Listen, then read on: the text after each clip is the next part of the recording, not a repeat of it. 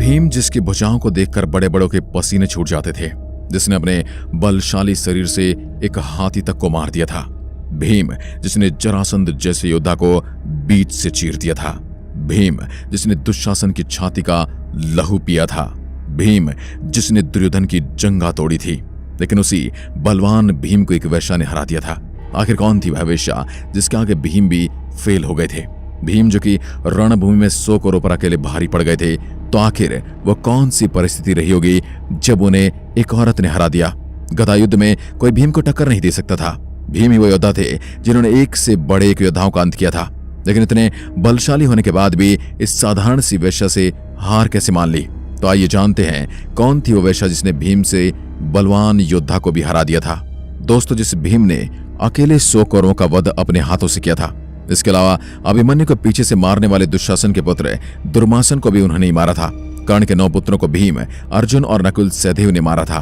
भीम का कलिंगों और निषादों से भी युद्ध हुआ था। भीम द्वारा सहस्रों कलिंग और निषादों को भी हरा दिया गया था। कौरवों की ओर से लड़ने वाले कलिंगराज भानुमान, केतुमान, अन्य कलिंग वीर योद्धा भी उनके हाथों ही मारे गए थे। भीम ने मत्स्य वंश के राजा कीचक का भी वध किया था, क्योंकि उसने द्रौपदी के साथ दुर्व्यवहार किया था। कीचक उस समय के सबसे बलवान योद्धाओं में से एक था, जिसके डर से हस्तिनापुर क्या कोई भी पड़ोसी राज्य उस समय विराट नगर पर अपनी आंखें उठाकर नहीं देख सकता था। उस योद्धा को भीम ने ऐसे मारा था जैसे उसने किसी आटे के लोथ को मार दिया हो। आप सोच रहे होंगे इतने बलवान भीम को भला एक वेश्या कैसे हरा सकती है? तो दोस्तों, हुआ यह था, जब पांडव और कौरवों के बीच जुआ खेला गया था, तो उसमें पांडव अपने राज्य के साथ सब कुछ हार गए थे। उन्हें 12 वर्ष का वनवास और 1 वर्ष का अज्ञातवास दिया गया था। जंगल में जाकर सभी पांडव ब्राह्मण की वेशभूषा धारण कर समय व्यतीत करने लगे, लेकिन कुछ समय बाद वहां के स्थानीय लोगों को सभी पांडवों की सच्चाई पता चल गई थी कि वो कोई ब्राह्मण नहीं है, इसलिए उन्होंने उसे वहां से चले जाने के लिए कहा था। लेकिन पांडवों ने लोगों से क्षमा याचना की और उन्हें वहां पर रहने के लिए जगह देने की अनुमति मांगी। पांडवों की बात सुनकर लोगों ने उनके सामने एक शर्त रखी थी। शर्त यह थी कि उन्हें एक ऐसे व्यक्ति की बलि देनी होगी जिसे किसी औरत ने बेच दिया हो। पांडवों के पास पहली चुनौती तो किसी व्यक्ति की बलि देना थी, और दूसरी थी कि एक ऐसे व्यक्ति को खोजना जिसे किसी औरत ने बेचा हो। पांडव हर जगह जाकर स्त्रियों से मिलने लगे, लेकिन किसी भी स्त्री ने अपने पति को बेचने से मना कर दिया। भला कोई स्त्री अपने पति को बेचकर उसकी जान खतरे में कैसे डाल सकती है? समय बीत रहा था, पांडवों को कोई व्यक्ति नहीं मिला।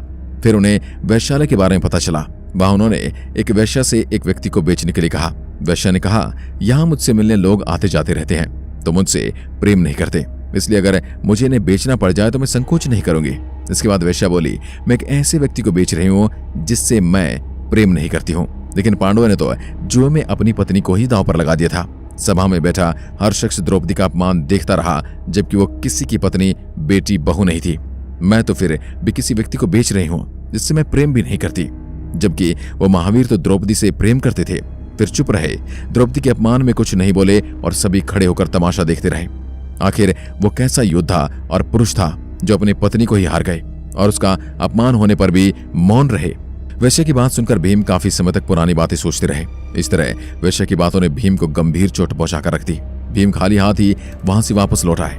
भीम को अकेले आते देख पांडव हैरान रह गए, लेकिन जब भीम ने उन्हें सारी कहानी सुनाई तो पांडव भी मान गए और कहने लगे कि अपनी खुशी के लिए किसी निर्दोष की बलि नहीं देंगे। इसलिए सभी पांडव गांव छोड़कर जाने लगे। इतने में गांव वाले ने आकर उन्हें रोक दिया और कहने लगे वो तो उनकी परीक्षा ले रहे थे, जिसमें वो सफल हुए। गांव वालों ने पांडवों से कहा कि कोई भी सच्चा व्यक्ति अपनी खुशी के लिए किसी निर्दोष की बलि नहीं देगा। गांव वालों की बात सुनकर पांडव खुश हो गए। उधर भीम लगातार वैश्य द्वारा कही गई बातें सोचते रहे। वैश्य ने भीम जैसे बलशाली को हरा कर रख दिया। भीम जैसे योद्धा को उसने सोचने पर मजबूर कर दिया। दोस्तों, अब इसका मतलब ये नहीं कि शारीरिक हार ही हार होती है, बल्कि मानसिक हार भी हार ही होती है, और उस वैश्य ने भीम को मानसिक रूप से हरा दिया था। इस घटना के बाद भीम और ज्यादा ऊर्जावान हो गए थे और उन्होंने अपने लक्ष्य की ओर बढ़ने का मन बना लिया था। उन्होंने महाभारत युद्ध की तैयारियां शुरू कर दी थी। महाभारत काल के समय में बेजोड़ और बेमिसाल योद्धा महाबली भीम के बल और पौरुष में तुलना करने वाला उस समय कोई योद्धा नहीं था।